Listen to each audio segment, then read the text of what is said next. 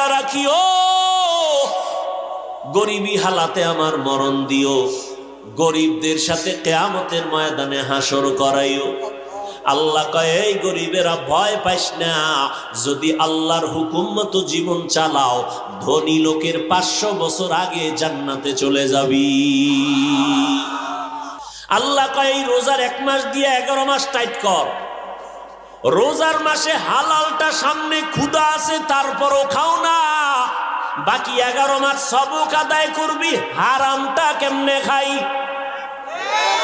রমাজানের রোজা রইখা সামনে ক্ষুধা, পেটে ক্ষুধা পিপাসা, এরপরও খানা সামনে রেডি, তারপরও খাই না, আল্লাহর বিধানে হারাম।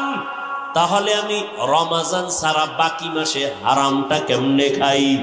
এই চিন্তা যদি করতির মুমিন, আমার দেশে র্যাব আর পুলিশ আর সরকারের টাকা খরচ করা